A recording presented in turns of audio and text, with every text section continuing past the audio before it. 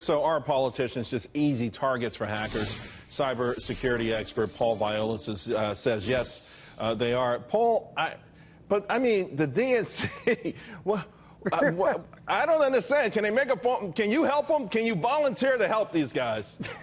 You know what, Charles? I have to, first of all, great to join you, but three words come to mind when we bring this up: low-hanging fruit. The arrogance level of our elected officials as it relates to, well, on many fronts, but this specifically, how they communicate electronically, never ceases to amaze me. It really doesn't.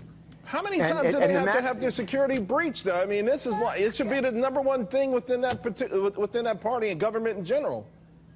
You would think, right? I mean, it's totally amazing. And here's the issue, though, Charles. It is so easy to do. This is not difficult stuff here. This is not rocket science. We're not recreating algorithms. For them to properly secure their email and be prudent about it and professional is not a difficult or a costly task. It's a matter of actually doing it. And we talked about this before. It's the disparity between traditional IT and cybersecurity. They have to understand that their information is a commodity and it's valuable, and that metadata can be sold and resold. For them not to protect it, Charles, I throw my hands up. I can't even imagine. The depth of stupidity here is overwhelming. So do you think now, between all of these hacks that have gone on for so long, we could expect a series of leaks and perhaps even a lot more embarrassment for the DNC and Hillary Clinton?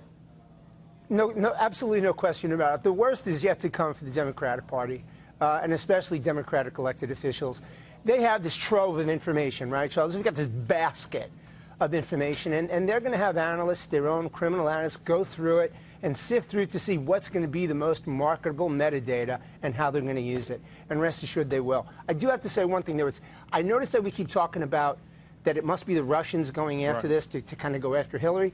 And, Charles, what I don't understand about that from an intelligence perspective is Putin would be so far better off if Clinton was elected, because we all know she fails violently at protecting the country.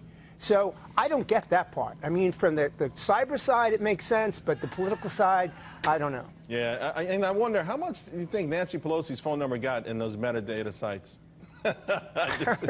You know what? I can't imagine that she actually changed her cell, Charles. But it sounded, I guess it was a good soundbite. I guess so. Hey, thanks a lot, Paul.